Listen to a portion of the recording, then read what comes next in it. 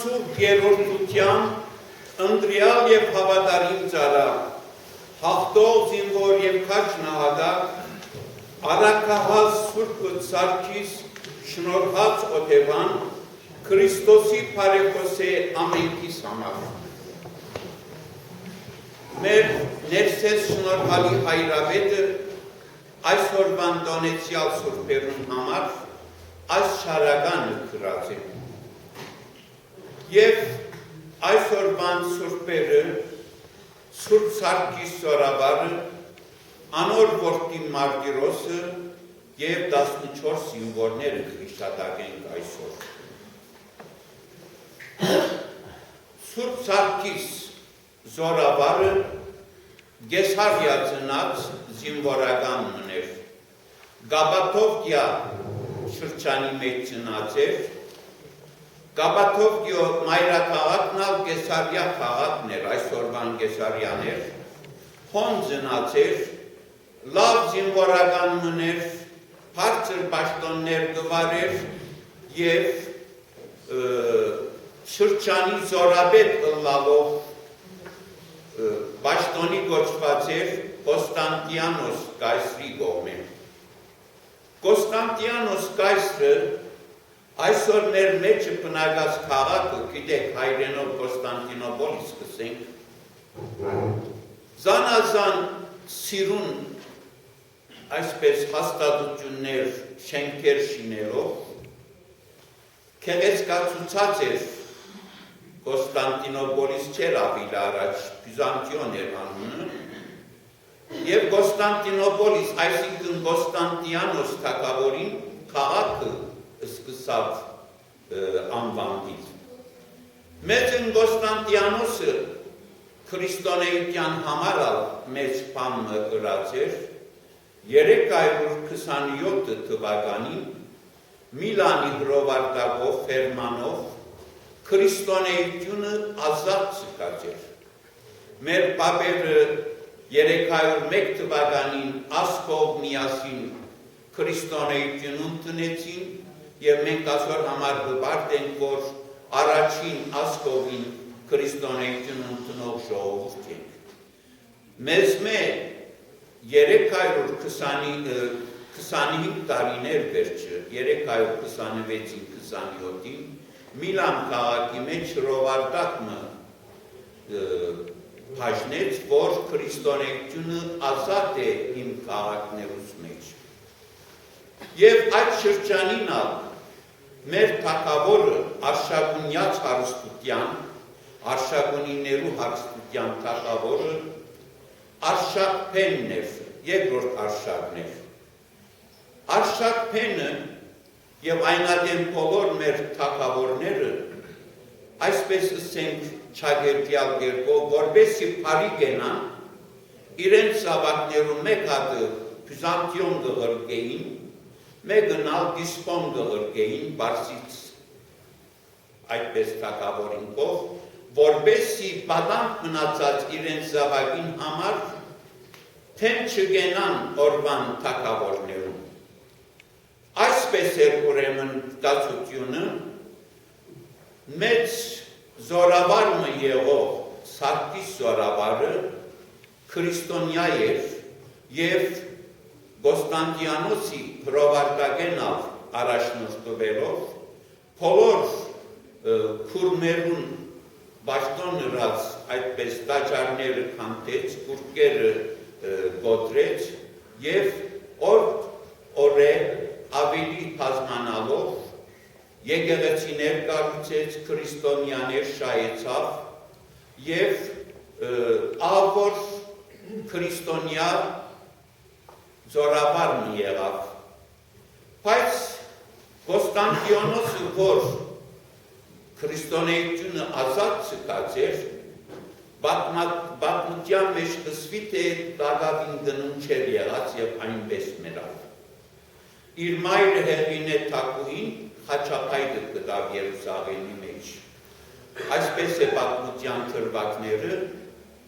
Կոստանտիանոս են վերջը քահ բարձրացող Հուլիանոս կայսրը թավաճանեց քրիստոնեության։ ուրացավ, և ով որ քրիստոնեություն կքարոզեր թշնամի րջագեց։ Անշուշտ է ասկե մեր Սարգիս Զորավարն աստվեցավ և դանչանքներ և այլն տեսնելու համար պատրաստ էր, բայց աստվածային ցայնը իրեն ըսավ, որ այդ երկիրեն դուրս ելիր ուրիշ երկիր մտնա։ Եվ եկավ մեր Բաբելոն Հայաստան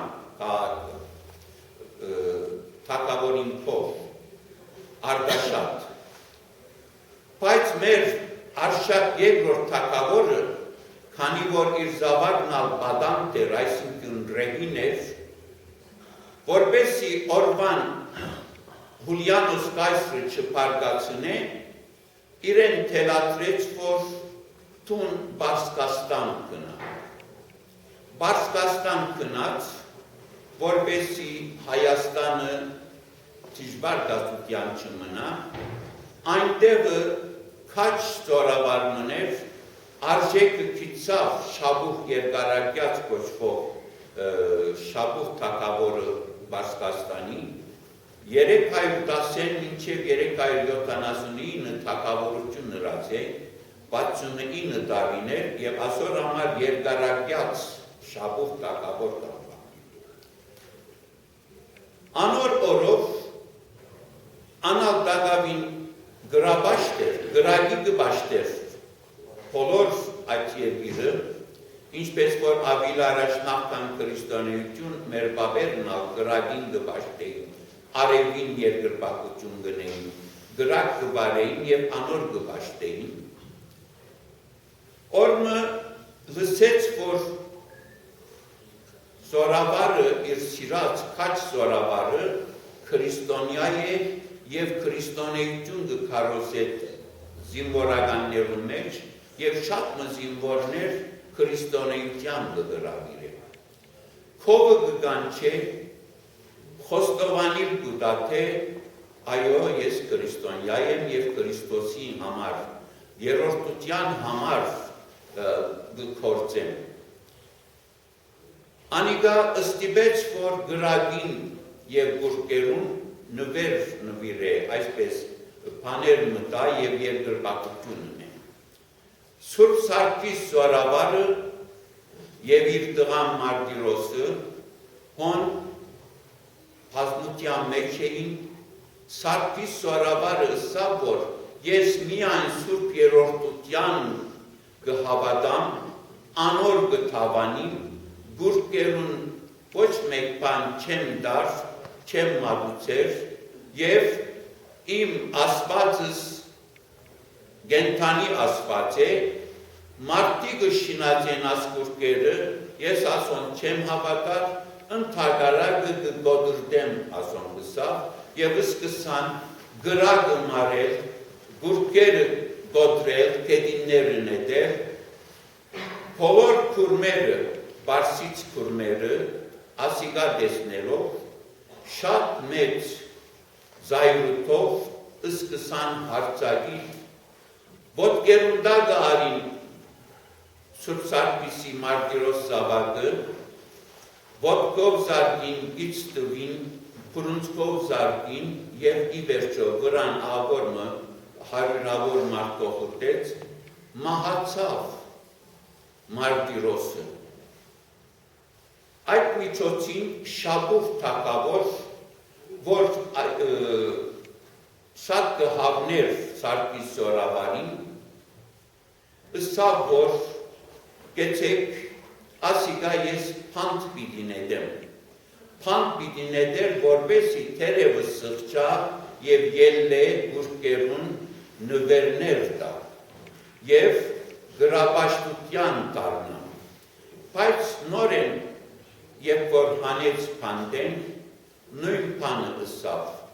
ես Սուրբ երրորդության կհավատամ, անոնց համար կյանքս աղուտամ։ Արին տարին, որպեսզի նահատակեն, ջամփան այս մեծ Սուրբը սաբես ըսավ. ով դեր Քրիստոս Աստված իմ, անոնք, որ կհիշեն իմ անունս իրենց նեղության մեջ և կգադարեն իմ նահատակության հիշադակը, ուխտով և պատարակով, ինչ որ ուզեն քեզ մե, լսե անոնց և շնորհե անոնց խնդրվածքը, այսինքն, ով որ իմ անունս կհիշադակե, պատարակ կմատուցե իմ անունից համար, քեզ մե ինչ որ ուզեն իմ անունովս անոնց դուր։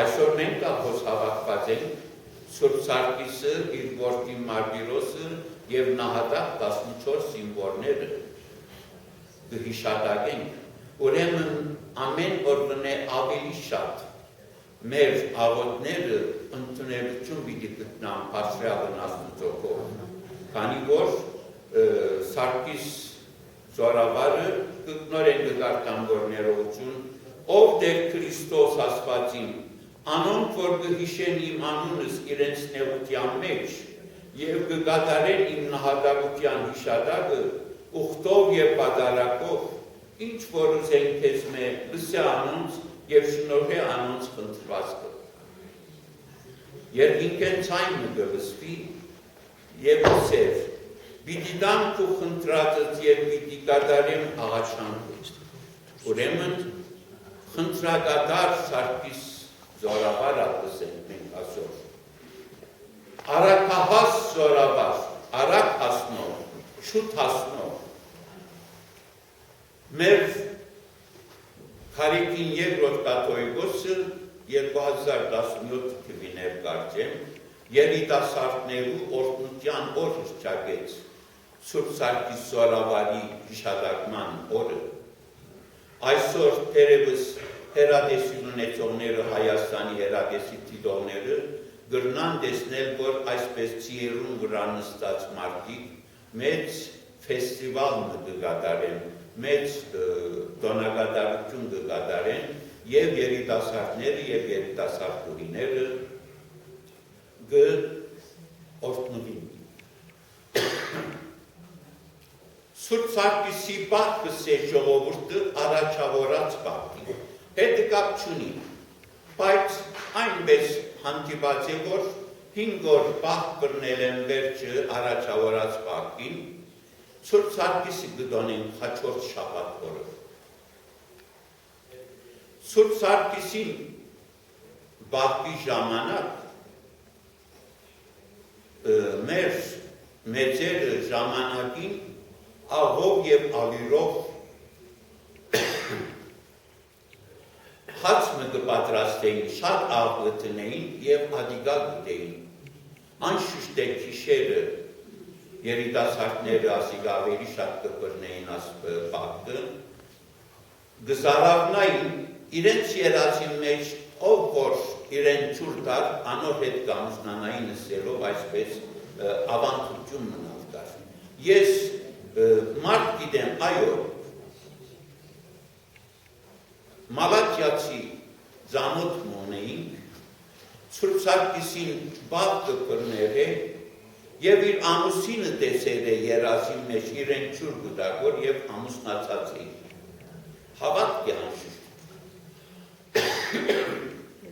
Պետք է ընդունի լասիկա, ավանդություն է։ Ուրեմն, Սուրբ Սարգիսը, եթե մենք այսօր դոնենք և պատարակ մատուցենք իրեն հիշադակին, իր սելովը մեր աղոթները ընդունական պիտի լան և մեր ուզածները Աստված մեզի պիտի տա։ Այո, Սուրբ Սարգիսը գտանին, խլուխը գտրելով կնահատակեն և 10 հացին, 14 հացին, որ քրիստոնյա դարձած էին և Սուրբ Սարգիսին կհավատային, կհետևեին,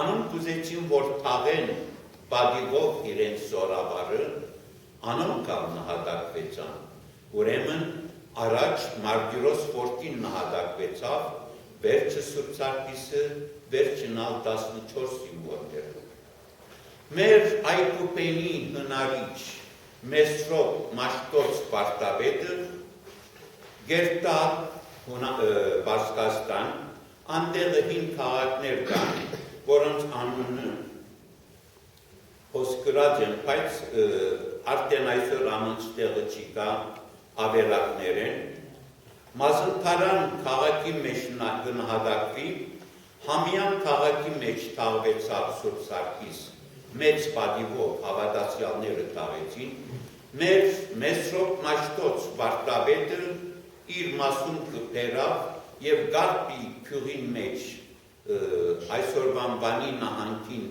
շրջանագի մեջ աշտարակի մոտ տեղն է, հոն թաղվեցավ և վրանավ Սուրբ Սարգիս տաճարը հիմնվեցավ։ Այս է, մեկ ագրան դարած են Վրաստան, մեկ ագրան խաչի մփայտին վրա ակուցած են և քաքա Սուրբ Սարգիս կոչված ուխտավայրն եղած է։ Հիմա քիչիկ մնալ թրկերենով բացատրեմ, bugün Sուրբ Սարգիս oğlu Margiros ve 14 askerin şehit edilmesini kutluyoruz. Sուրբ Սարգիս Kapadokya denilen, bugün de öyle adlandırıyoruz o bölgeyi, Orta Anadolu'da, hani peri bacalarının olduğu ve birçok mağaraların içinde kiliselerin olduğu yer. Orada doğmuş, oranın başkenti sayılan bugünkü Kayseri vilayetinde doğmuş bir büyük komutandı. Roma İmparatorluğu'nda görev yapıyordu ve Kapadokya'daki orduların başkomutanı sıfatıyla göreve başladı. Hristiyandı. Hristiyanlık daha gizliden ibadet edilerek yaşanıyordu. 327 yılında Konstantinos adlı, Büyük Konstantin adlı imparator 327 yılında Milan'da bir ferman yayınlayıp Hristiyanlığı serbest bıraktı. Hristiyanlığı serbest bıraktı. Sırp Sarkis de serbest faaliyet göstermeye başladı. Her taraftaki o tapınakları yıkıyordu, putları kırıyordu, yerine kiliseler yapıyordu, haçlar koyuyordu. Oralara papazlar atıyordu. Çünkü o bölgenin valisi sayılıyordu aynı zamanda. Konstantinos uzun süre imparatorluk yaptıktan sonra öldü. Yerine Julianus adında bir imparator geçti. Julianus Hristiyanlığı kabul etmemişti ve Hristiyanlığa düşman olarak yaşayan bir kraldı. Uratso diyoruz, yani inkar ediyordu Iisus Kristos'u ve Hristiyanlığı. Ve bu yüzden de bütün inananlara büyük işkenceler, büyük takipler tertipledi. Bir gökten gelen bir ses bizim Sarkis adlı bugünkü kutladığımız komutana diyor ki burada kalma, bu ülkeden çık. Çıkıyor gidiyor Hayastan'a, bizim Ermeni kralının yanına. Kralımızın adı Arşak Yegrod, 2. Arşak. Ve orada o dönem bizim Ermeni krallar doğuyla batı arasında Pers İmparatorluğu'yla Bizans İmparatorluğu altında sıkışmış, her iki tarafı hoş tutmak için çaba harcayan bir pozisyondular. Tıpkı bugünkü gibi. Efendim, imparatorlar da akıllı dursunlar, isyan etmesinler diye bir çocuklarını bu başkentlere, İstanbul'a ve Dispon denilen İran'ın başkentine gönderilirdi ki çocukları rehindir, o krallara karşı hareket yapmazlardı. Sırp Sarkis diye adlandırdığımız Sarkis sonra var, Hayastan'a geliyor. Olmaya ki Julianus'tan kaçan bu imparatorun ters gördüğü, imparatora karşı gördüğü bu adamı yanına aldı diye Bizans imparatorunun bütün hışmını üzerine çekmesin diye Sarkis Soravar'a dedi ki sen dedi İran'a git. Tabii ki büyük bir komutandı, ismi yayılmıştı. Perslerin Şabuh, uzun yaşayan anlamına gelen Yergaragyaz Şabuh kral 69 yıl krallık yapmıştı. Bu Sarkis Soravar'ı aldı, çok güzel hizmetler verdi, asker olarak savaşlar kazandı. Ancak yalnız savaşçı bir asker olarak değil, aynı zamanda Hristiyanlığı vazeden, Hristiyanlığı yayan bir adam olarak duydu onun hakkında. Karşısına çağırdı böyle büyük bir alana. Orada putlar vardı, böyle tandır gibi sistemler vardı. Orada ateş yakarlardı, ateşe taparlardı. Eski Persler ateşe, güneşe, yıldızlara taparlardı. Bizim atalarımız da Hristiyanlığı kabul etmeden önce o dine inanırlardı çoğu. Hatta Vartan Mamigonyan ve arkadaşları oradan kurtulup da Hayastan'a gelip ordumuzun ve halkımızın başına geçebilmek için Vartan Mamigonyan Saat Partep Hayrabed'in torunuydu. Böyle geçici de olsa ateşe tapmayı kabul etmedi. Arkadaşları bir gece boyunca uğraştılar ki yapma, şöyle gel bir tapar gibi yapalım ki buradan kurtulalım, halkımızı ve ordumuzu başsız bırakmayalım diye istemeye ateşe ibadet etmiş bulundular. Ama Hayastan'a da girdiklerinde Revontieres ve arkadaşları hepsinin üzerine saldırdılar, neredeyse öldüreceklerdi. Zor anlatabildiler dertlerini ki biz kalpten, canı gönülden ibadet yapmadık. Serbest kalalım, Hayastan'da görevimizin başına dönelim diye bu işi yaptık diye. Sonra da biliyorsunuz büyük bir orduya karşı 200 bin kişilik bir orduya karşı çıktılar. Jesus Christos'un uğruna bütün bizim haylar, yaşlısıyla, çocuğuyla, hanımıyla, genç kızlarıyla 66 bin kişilerdi. Bugünkü Van'ın, Van Gölü'nün doğusunda Muradiye diye bir ilçe var. Orada Avaraj adındaki ovada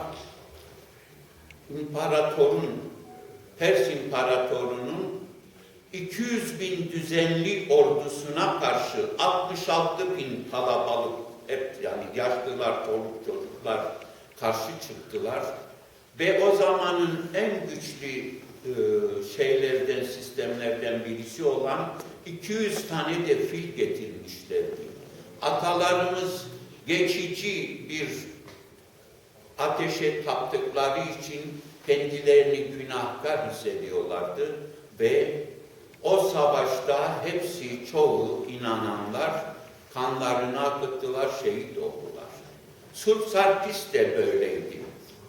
Toplandılar, ateşe ve putlara sunu sunmak için emir aldı kraldan. O da büyük bir cesaretle benim inancım kutsal güçlüğü, Surp Yerortucunu tanır. Başka böyle bir şey tanımaz. Benim Allah'ım yaşayan Tanrı'dır. Bunlar insanların elleriyle yaptıkları bir puta vesaire tapmam dedi. Ateşleri söndürdüler, putları kırdılar. Tabii ki o meydanda yüzlerce putlara tapmayı öğreten rahip vardı, rahip demek mümkünse. Onlar saldırdılar Surpsarkis'e ve oğlu Margiros'un üzerine. Margiros genç bir çocuktu. Ayaklar altında tekmelerle, yumruklarla dövüldü, ezildi ve hayatını kaybetti. Tam babasına yönelmişti ki tepkiler ve saldırılar. Şabuh Kral onun o hizmetini göz önünde bulundurarak ben bunu zindana atayım, pişman olur çıkar yine bana hizmet eder diye durdurdu saldırganları, zindana attı. Ama zindandan çıkardıktan sonra da aynı şey dedi. Ben kutsal kişiliğe, Surp Yerortucu'na inanıyorum. Ben insanların elleriyle yaptıkları bu putlara inanmam, onlara sunmam dedi. Onu da aldılar, öldürmeye götürüyorlardı. Yolda Surpsarkis Tanrı'ya seslendi, dedi ki, "O Defissus, Allah'ım benim. Onlar ki senin için dua ederler, benim adıma dua ederler ve beni dualarla, badaraklarla anarlar benim anımı. Onların istediklerini onlara ver." Gökten bir ses geldi. Duydum sesini ve dediğini yapacağım. Öyleyse bugün biz hepimiz Surpsarkis'i, oğlu Margiros'u ve 14 şehit askeri anıyoruz. Dua ediyoruz, badarak sunuyoruz. Bugünkü dualarımız Rabbimiz tarafından daha çok duyulacak. Çünkü Surpsarkis Hıntragadar'dır. Her istediğimizi alalım diye Tanrı'ya yalvardıktan sonra şehit ediliyor. Onu gömmek için askerlerinden 14'ü ki Hristiyanlığı kabul etmişlerdi. Hazırlık yapmışlardı. Şabuh denilen bu imparator, Pers imparatoru onların da başını kestirerek öldürdü. Ve orada başka şehadetler yaşanacaktı ki haber aldı, düşman gelmiş yurduna, öldürme emrini vermeden diğerleri içinde savaşa hazırlık yapmak için sarayına gitti. 14 asker şehit oldu. Surpsarkis de başı kesilerek şehadeti tattı Defissus Christos uğruna ve diğer inananlar Surpsarkis'i gömdüler. Alfabemizi icat eden, bulan Surp Mesrop Maştot var tabedimiz. Orta Doğu'ya gittiğinde, bugünkü İran taraflarına gittiğinde Surpsarkis'in mezarındaki kalıntıları alıp Hayastan'a getirdi ve Garpi köyünde bir yer yaptı, onlara mezar yaptı ve üstüne de Surpsarkis Kilisesi'ni kurdular atalarımız ve en önemli kiliselerden birisidir. Şimdi bizim Şnor Patriark yazmış olduğu kitapta diyor ki Surpsarkis bizim yurdumuzda şehit olmamış. Surpsarkis millet olarak Rum'du veya Bizanslıydı, Ermeni değildi. Niye biz sahip çıkıyoruz ve diğer milletler, Hristiyan milletler artık bizim kadar Surpsarkis'e sahip çıkmıyorlar? Çünkü Surpsarkis halkımızın arasında çok büyük kabul görmüş bir azizdir. Yüzlerce efsane anlatılır. Yardıma çağıranlara çabucak yetişir. Arakahas Surpsarkis derler, dolayısıyla sıfatı çabuk yetişen Surpsarkis. Efendim, gençlerin, inananların koruyucusudur. Halkımız türlü türlü şeylerle anar ve Araçavoratpa, Krikorlu Savoriç atamızın Dırtta takavur için koymuş olduğu 5 günlük orucu Sulh Sarkis ondan sonra kutlandığı için halkımız bu Araçavoraç Bağ'da Sulh Sarkis perisi der. Yanlış değildir. Çünkü arkadan Sulh Sarkis geliyor. Yemeden içmeden tuzlu yiyerek bir kete hazırlıyorlardı. Tuz ve undan ibaret. Onu yiyorlardı. Sulh Sarkis'in işkencesi gibi susuzluktan kırılacaklar diye bilerek onu yiyorlardı. Ve gece inanıyordu ki gençler, rüyalarında kim onlara su verirse onlarla evlenecekler. Veya o ekmekten bir iki parça koyuyorlardı dama. Oradan geçen kargalar o parça ekmekleri alıyorlar. Hangi dama gidip de o damın altındaki yaşayan kızlar falan vardı şüphesiz. Hangi damda yerse karga o ekmeği, onun kısmeti o karganın ekmeği yediği damın altındaki kızdır veya erkektir diye inanıyorlar. Şimdi bunları anlatıyorum, biraz boş bir inançtır ama geleneğimizdir. İnsanlar eğer geleneklerini sayıp uygulamazsa, yapmazsa her şeyi unutur. Geleneklerimize sahip çıkacağız. Bakın Sulh Sarkis için bu kadar gelmişiz uzaklardan. Geleneklerimize sahip çıkıyoruz. Ve Sulh Sarkis'in ölüme getirilirken Rabbimiz Efendimiz de Jesus Kristos'a şöyle diyor: Jesus Kristos benim Tanrım, sahibim, kurtarıcım. Benim adımı anarak, benim şehadetimi anarak, badarak yapan, dua edenlere istediklerini ver. Gökten bir ses geliyor. Seni duydum ve isteğini yerine getireceğim. O zaman bugün inanıyoruz ki her zaman şüphesiz ki göklerdeki babamız merhameti geniştir. Bizlerin isteklerine kulak verir ve istediklerimizi yapar. De Jesus Kristos'un dediği gibi arayın bulacaksınız diyor. İsteyin size verilecek. Kapalı kapıları çalın size açılacak. Bugün daha çok açılacak, bugün daha çok verilecek diye inanıyoruz. Halkımız buna inanıyor. Evet, Sulh Sarkis, oğlu Margiros ve 14 şehit askeri anıyoruz. Bugün bizim Kahanaistas'ın Avak kahanalarından Der Sarkis kahanamızı ve bu kilisemizin emektarıdır. Ben kendimi bildim bileli. Sarkis kardeşimiz bu kiliseye gelir, hizmet yapar. Sarkis kardeşimizin isim günlerini canı gönülden kutluyorum. Başka Sarkisler de varsa, Margiroslar da varsa onların da günü kutlu olsun. Allah onlara uzun ömür ve Rabbimizin bütün bereketi üstlerimize ve onların üstüne olsun. Şimdi Badarak'tan sonra 40 gün önce de Jesus Kristos'ta uyuyan Ankine Ofsanna Demircioğlu adında bir kuyruğumuzu anacağız. Rabbimiz, Efendimiz de Jesus Kristos hepimizin günahları vardır.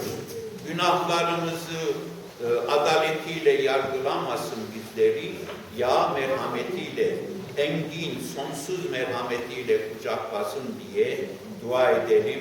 Hepimizi bereketlesin. Amin.